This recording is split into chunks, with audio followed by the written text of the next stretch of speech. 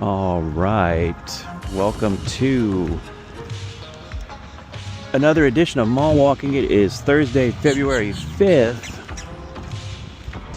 2026, here in my hometown, a return to my hometown mall. I think this was episode 2 of Mall Walking.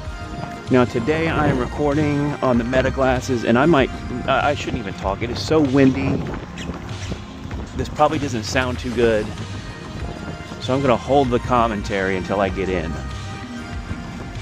But we are back at the Melbourne Square Mall, and it is feels like about 50 degrees with the wind chill. I'm wearing my shorts, of course. We're going to do a test run with the Meta glasses to see how the quality is. And if the quality is good, we're going to use those going forward. There is my friend's mural there. Christopher Maslow, slow. Murals all over town.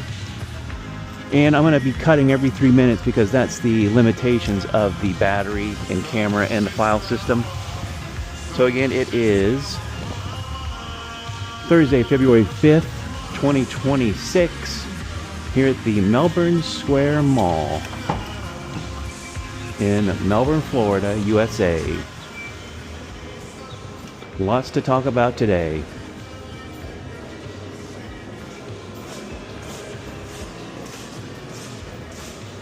A lot been going on. Oh, are my shoes gonna squeak the entire time? That's annoying. Here we are. A small mall, a quick walk. Should be able to record it all with the glasses. Where do I even begin with things to talk? Oh, this is just so annoying with the squeaking shoes, man. Oh boy. All right, so what's new? Well, I'm back in Florida and kind of missing Wisconsin, even though it is wintertime, even though I would be freezing my ass off. The iguanas are falling off the trees. What happens when it starts to freeze here, these iguanas that live in the trees, they freeze up and they fall off. And because they're an invasive species, you're allowed to go and collect them, and you can eat them, you can kill them, you can turn them into the Florida Wildlife and Gaming Commission. This cold snap across the Palm Beaches and Treasure Coast causing a well-known but still unusual Florida phenomenon. Cold stunned iguanas stopped in their tracks everywhere you look. Our reporter Caleb Canafano is live in Tequesta at a Florida Fish and Wildlife iguana drop-off location. And Caleb, we understand they were pretty busy today. That's right. Definitely something you'd only see in Florida. And if you go on social media, you'll see exactly why. These cold stun iguanas have been absolutely everywhere, falling out of trees. Now, we've talked to a number of people today, including a professional iguana buster who captures these iguanas regularly. He tells me these cold-blooded creatures are very problematic. For Florida Fish and Wildlife, the past few days have been busy. We got 1, 2, 3, 4, 5, 6. As person after person brought in cold stun iguanas from their community. Never seen this before. This is new to us. We're only new to Martin County. But it was intriguing to see this whole thing and to hear so much about it. So we figured, why not bring it down and see what's going on? The FWC Field Laboratory in Tequesta was one of multiple spots across Florida where people could drop off cold stun iguanas without a permit for the past few days. Florida Fish and Wildlife tell me they've had around 600 iguanas dropped off on Sunday and hundreds more today from people of all ages. 2, 3. They freeze, they fall off trees. And you got to pick them up. That was a lot of fun, wasn't it? Yeah. On the professional side, Iguana Busters owner Stephen Kevashansky tells me he pulled 200 iguanas from a Lake Worth golf course just today. For him, this weather has made it no sweat at all. Our process for the last 2 days has just been driving around picking them up underneath trees. So it's been pretty easy. He tells me the cold-blooded reptiles are invasive to Florida and only cause problems like burrowing into canal banks, eating people's plants, and even making other animals sick. They also carry the salmonella bacteria in their digestive tract. They carry the salmonella bacteria. And then some of the iguanas actually carry ticks. So we found ticks behind here. So that's really bad for the horse community, for the equestrian community. Now, again, it is important to note that these iguanas are an invasive species, so when they're brought into places like here, they are routinely killed and not released back into the wild. For now, we're live in Tequesta. Caleb Califano, WPTF 25 News. It is currently so cold here in South Florida that iguanas like this one are falling out of the trees. So today, we're making iguana tacos. Green iguanas are an invasive species here in South Florida that compete with our native wildlife for resources. But because they're not from here, they aren't adapted to the cold. So when we get these cold fronts, they become too cold and they fall straight out of the trees. Whenever we have these cold fronts and they start falling down, a lot of people will go out and collect them to help control the number in the population. But they do have the nickname chicken of the trees because they're absolutely delicious. So rather than let this one go to waste, we're gonna make tacos. This next part I'm not gonna show because I don't want the video to get taken down, but we have to humanely dispatch and clean this guy. It's a good thing I managed to remove this one when I did, because inside I found over 20 eggs. So by removing this one iguana, we've actually saved the environment from over 20 iguanas come spring. And you guys know that I like to waste as little as possible. So in addition to making the tacos, I'm also gonna try to preserve the skin, and any leftovers are used as crab trap bait, so zero waste. First things first, I filled the pot with water and added onion, garlic, a bay leaf, and some salt, and we're gonna bring this to a simmer. Once it was at a low simmer, I added in the iguana meat, and we're gonna let this cook on low heat for the next 30 minutes. By par cooking the iguana like this, you give it flavor and tenderize it. After 30 minutes, I removed the iguana meat, set it to the side so that it could cool down, and then added the iguana eggs to the hot water to soft boil. Then I added the soft boiled iguana eggs with some avocado, some garlic cloves, a little olive oil, salt, and lime juice, and gave it a good mix. Once it was done, I topped it with black pepper and lime, and we have our sauce. Next, I removed all the iguana meat from the bone, added in my favorite seasonings, and tossed it into the frying pan so that it could get nice and crispy. I like to let the edges crisp up until they look something like this. In the leftover oil, I crisped up some tortillas. Then I added in the iguana meat, topped it with some pickled red onions, jalapeno, and cilantro, and then drizzled on our sauce. And there we have it, iguana tacos. They look good and they smell good, but now it's time to see how they taste. I'm just gonna add a little squeeze of lime to this one, give it a nice little dip into the sauce, and bon appetit!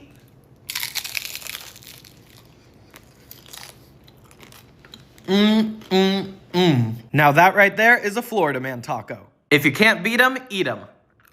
Let me know if you'd give iguana tacos a try, and until next time, get outside and see what you can find.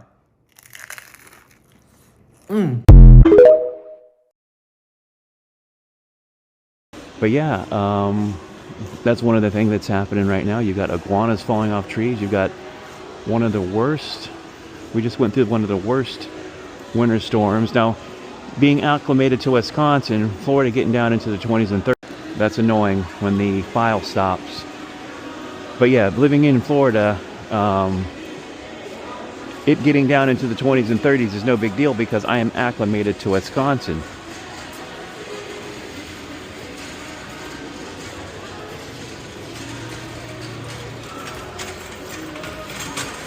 Hopefully I will not get kicked out. This is, except for me talking to myself, and there's a little light on these Ray-Ban glasses. There's a little tiny light. Now I could cover it up, but I haven't gone to that effort yet. But it's pretty busy here on a Thursday. In Melbourne, the Melbourne Square Mall has not fallen into not even close to a dead mall. I think basically every single store here is rented out. So we've got the ice storm, which I hope everybody stayed warm and survived that. We've got the Epstein file drop, which has been insane. I've been vindicated. I backed away from the conspiracy stuff, but I have been vindicated with these drops. And the truth is, who knows how much of this stuff is even real? If some of these things are fabricated, like they'll show you a picture, and that's all blacked out, and then somebody will say, hey, there's no minors in this picture, those are just adults. Like they'll have the unredacted version, and it's just him with a bunch of adults. So who knows what the real truth is? It's horrible stuff, and I do unfortunately feel vindicated. But I'm not going to talk too much about the Epstein stuff because I'm sure you're seeing that from every conceivable angle right now, and I feel like it's almost forced. But for some pretty wild stuff, no black people allowed on, no black women. They don't want Epstein didn't want to sleep with any black women. Epstein, racist island. No blacks allowed. You know, the normal stuff, the pedophilia, the graping, the torture, all your favorite celebrities and politicians, you know, vindication for me. But I walked away from the conspiracy community because it wasn't doing me any good. And for a while there, it became very divisive. And I'm trying to get my message out to as many people as possible and not be polarizing, although polarizing content does get you clicks and shares and comments on both sides of the spectrum. You know, your supporters and your, you know, people that are against you philosophically or politically, they have something to say as well. Here comes, yep, so every 3 minutes I've got to click the glasses back on. So I just clicked it on again. This is a trial run. I'm actually holding a phone up to my head, so it doesn't look like I'm just talking to the air, because I don't have a Bluetooth thing in. But yeah, the Epstein stuff has just been wild, and I'm not going to get too deep into that. I'm sure you've seen it from every conceivable angle at this point. But yeah, the Melbourne Square Mall, which is where I'm at, my hometown mall, grew up coming to this mall, and it has actually survived throughout the years. It has not fallen into disrepair and a death spiral like the Merritt Island Mall, which I've gone to a million times, and I intend on going back to. I have like 10 mall walking videos from the Merritt Island Mall that I've never posted. But pretty chill here on a Thursday. What else is going on? Kara the grifter, Kara Mosher, who a lot of you know I used to be friends with, is continuing her Christian Orthodox grift. This is all happening to enrage both sides. Divide and conquer. The Hegelian dialectic fueled with false flags. Illusion. I'm not gonna lie, I'm really struggling right now. I'm a new Orthodox Christian. Actually, I'm a new Christian in general. And I didn't realize that the closer that I got to God, the harder it would be. The more I'd struggle, and the more I'd fight against my passions and things. I've got the Epstein files hitting the algorithm. This is all manipulated because this is a manufactured awakening. She's blocked me now, and I expect her to be a Muslim in 6 months. What else is going on? The mall walking content itself. Okay, so I quit weed. As of today, it's 80 days no weed. And I have been, as you guys have known, very consistent over the past month and a half with posting content. Usually one video. If you're lucky, you might get 2 videos a week. But I've been very, very consistent with the content. And yeah. So that's your mall walking update. I've got at least 30 more videos from traveling the country over the past 2 years. I really do miss that job, and I wish I didn't quit. But, you know, at the time, you know, hindsight's 20/20. I wish I didn't quit, but at the time, I thought I would move on to bigger and better things. I haven't. That's been another shock in moving back to Florida, is when I lived in Wisconsin, people were begging me to work for them because I have a college degree. I have a pretty good resume, and I was a rare find up there in southern Wisconsin, northern Illinois. I had job opportunities all over the place. I moved back here, and I can't even get a job at Pizza Hut. Nobody's hiring. If they are hiring, it is for minimum wage, which the minimum wage here is $14 versus the $7.50 it was in Wisconsin. So, but you know, the cost of living here is double, if not triple, in some places versus Wisconsin. So there's the trade-off. But no, I haven't had any great job opportunities. Okay, so yeah, I've applied to close to 100 places, and so far nothing really good has offered me a job. Or I've only had one interview, and it was to work in a casino, and they hired me on the spot, and they said you'd be great management potential right out of the gate. But I'm like, the hours were horrendous, you know, working till 2, 3, 4 in the morning, and I'm like, no. And the pay wasn't that great. Nobody pays a livable wage. And it's where I live in Florida, if you are not a doctor, a nurse, an engineer, you're going to be working for nothing and barely getting any hours, and not a full-time job. It's just a mess.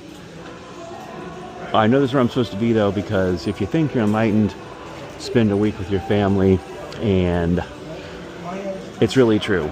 Because I really had no more lessons spiritually to learn in Wisconsin. All my lessons are down here in Florida. So I've come back to Florida, and I've been dealing with my family, taking care of my mom, and it's really true, because nothing can trigger you like the interpersonal relationships you have with your family members. So yeah. But the mall is doing pretty good. Like I said, there are very few, maybe on this little corner here, I see a few empty storefronts. This is an empty storefront. 2 empty storefronts over here. Here's another thing, my friend Chris Maslow, his art.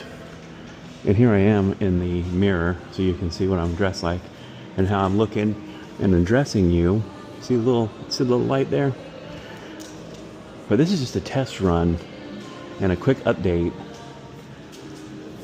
Just strange, insanely strange times we are living in. I did mushrooms last night because I hadn't done mushrooms or real heavy duty psychedelics in a couple years, because every time I would do psychedelics, the psychedelics would always say, you know what? You need to quit smoking weed before we're going to take you any further. Whether it was DMT, LSD, mushrooms, it didn't matter. One time I had an experience on mushrooms where it was like I was on a roller coaster ride and I was flying through like Alex Gray psychedelic artwork. Like all the tunnels were covered in psychedelic eyeballs. And as I got to the end of the roller coaster ride, there was 2 jesters. Hold on. As I got to the end of the roller coaster ride, there were 2 jesters that met me at the gate and said, you cannot go any further until you quit smoking weed. We have nothing more to show you, nothing more to learn right now until you move past your addictions. Halt! You can't go any further!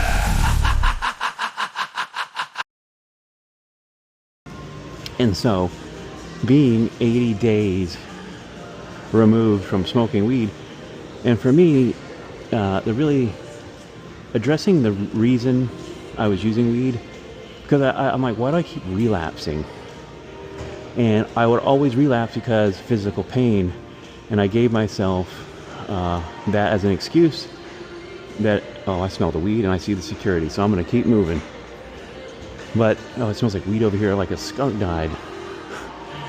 But it smells gross, actually. But the physical pain was the excuse that always brought me back and justified the use. And also I could justify the use because, you know, it made me so much more chill. And when I quit the first few months, I was so angry. I realized I had a bunch of, excuse me, all this talking.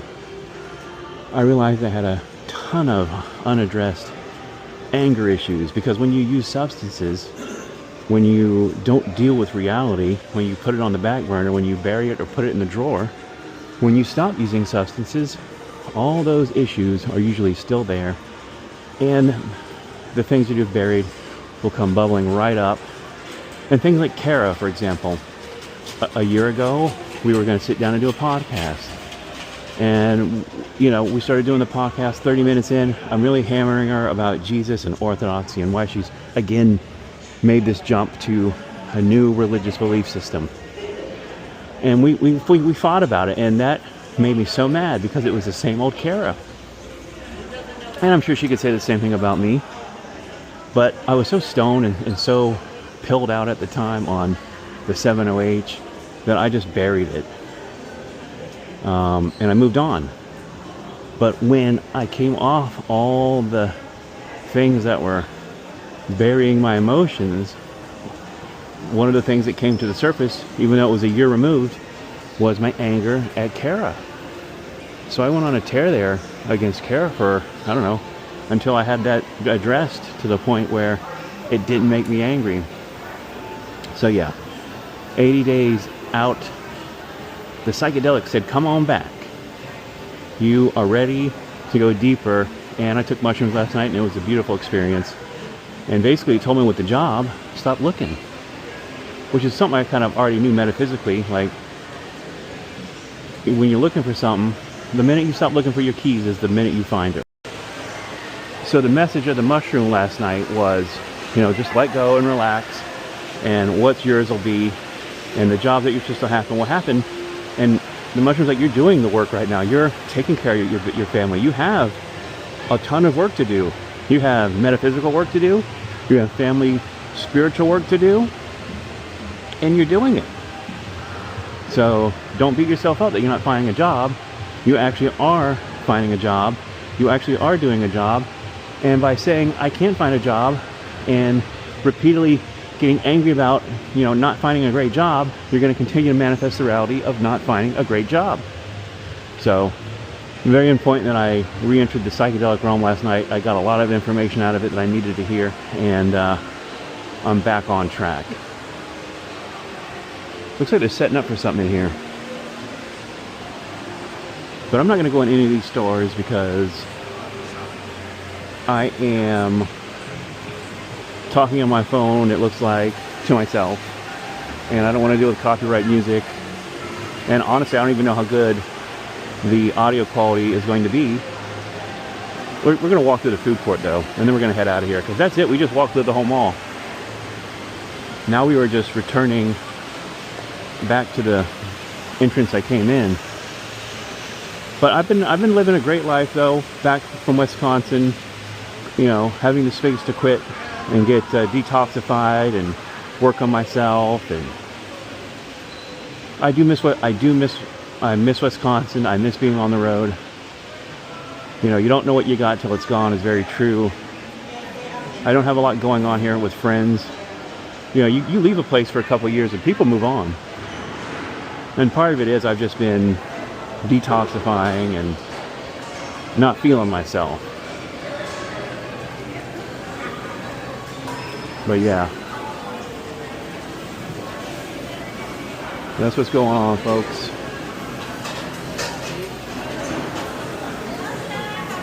Hello. But there are plenty of malls here in the southeast in Florida, plenty of Florida malls yet to be mall walked, and in Georgia and wherever else the road might take me.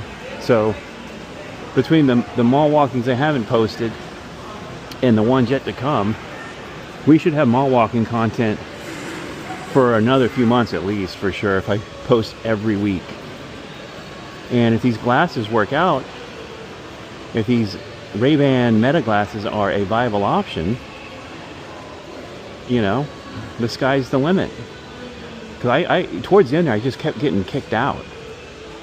Or the more I got kicked out of malls, the more apprehensive it made me. Because when I first started mall walking, I just didn't give a fuck, bro. I would just walk around with the camera just full on blast out, say whatever I want to say, and for the most part, nobody ever bothered me. But you start getting hit a few times and kicked out of malls, and you know, you become more self-aware, you become less free, and the content's not as good. So we'll see what happens. You know, I love all these shoes here, all these Jordans, but I go in the shoe store and none of them fit me because I'm a size 14. Woe is me. But there's no point for me even to walk in the shoe stores because none of the shoes will fit me. But that's it. That's the Melbourne Square Mall. We've seen it all. I'd say it's about 95% full in terms of occupancy and, you know, spaces that can be rented. You got about, I don't know, maybe 3 or 4 little places you could rent in here. So the hometown mall's doing pretty good. And sorry I didn't get into the Epstein stuff more. You know how it is. I feel like I covered everything I needed to say today. And I'm just going to go home and post this up instead of, you know, and when I do these local mall walkings, when I'm not traveling across the country, I don't have a lot of like intro clips. So this is just going to be straight into the mall walking. Maybe I'll bring somebody with me so it'll be more interesting. Like, I want to go in there and look at the animals and talk about how drugged they are, but, you know, because they drugged the shit out of these dogs. But that's it. We've seen it all. Get the eyebrows done. Yep, Melbourne Square Mall, folks. Heading back out to the car.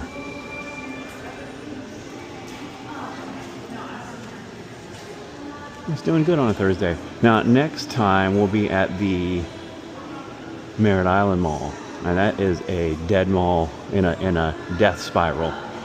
You know, one whole half of the mall is just dead. So that's going to be a great mall walk. But yeah, Melbourne Square Mall.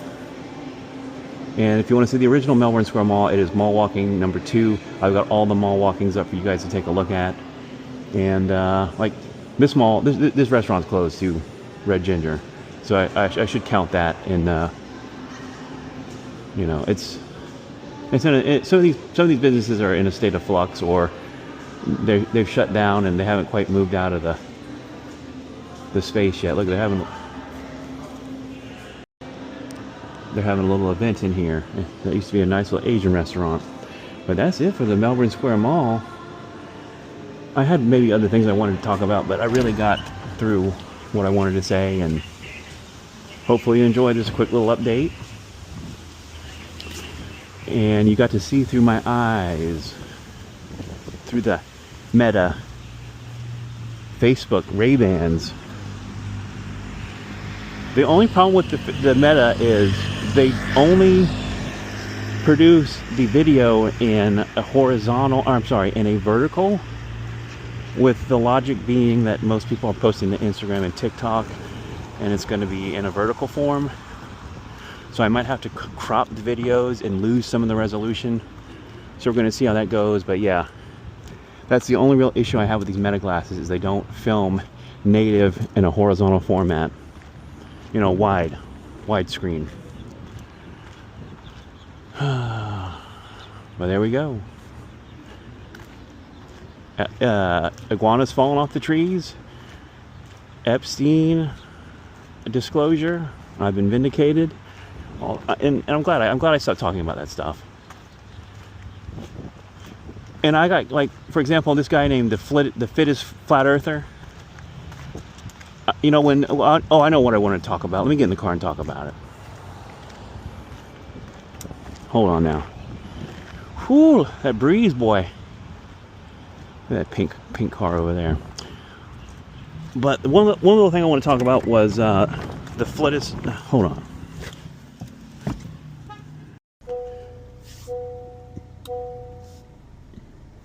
One thing I wanted to talk about was the fittest flat earther.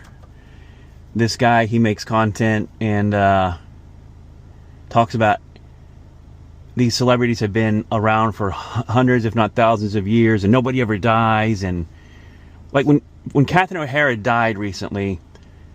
The world is a stage. Catherine O'Hara is unalived at the age of 71.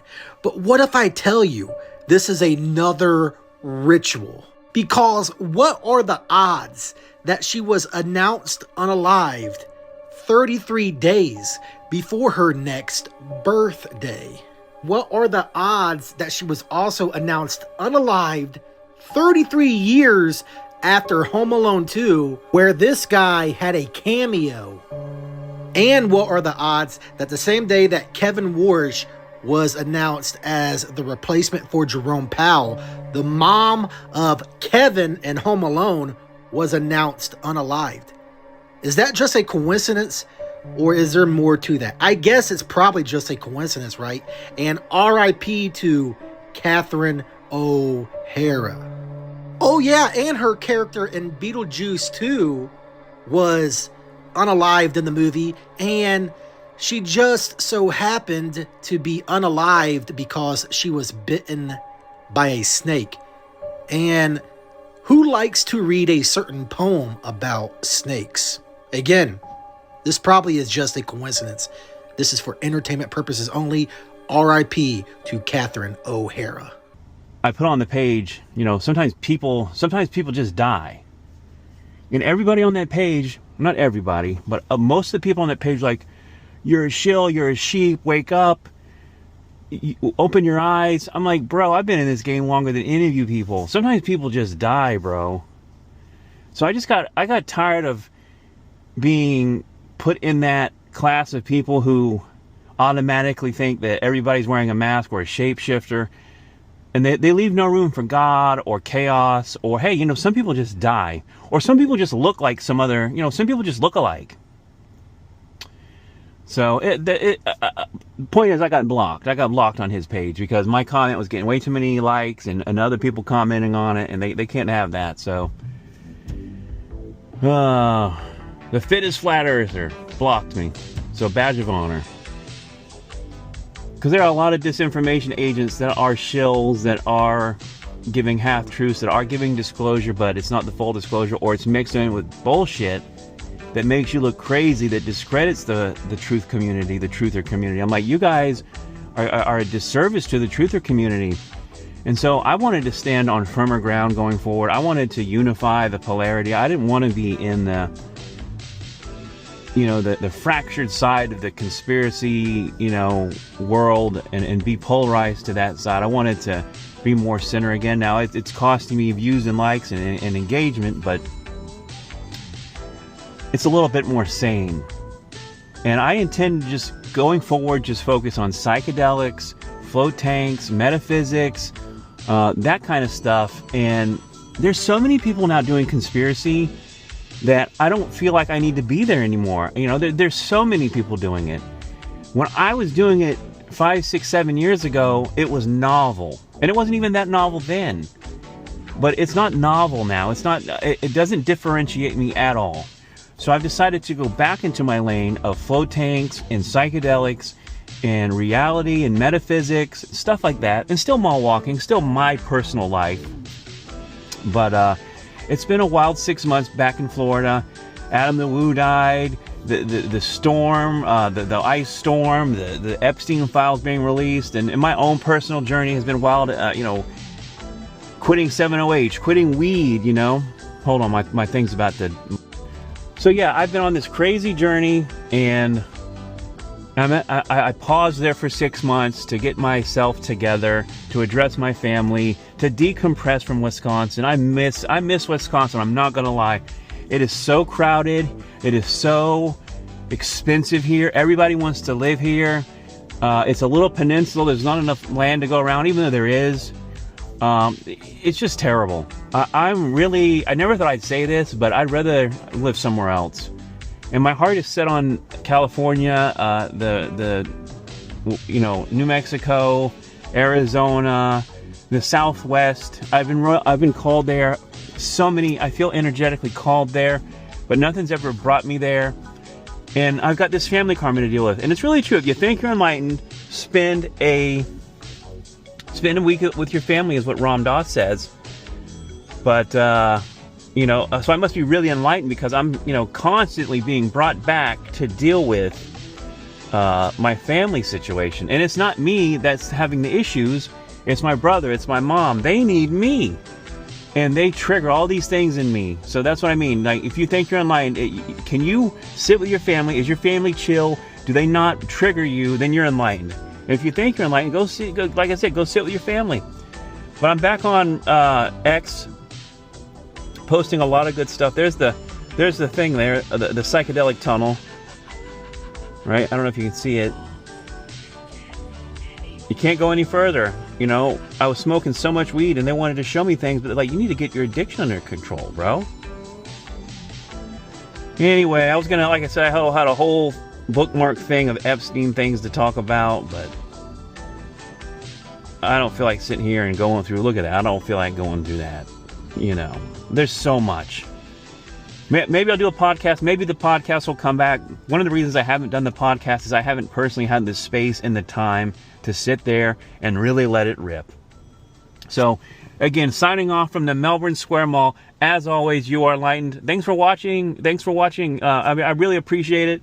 You are enlightened. Take care.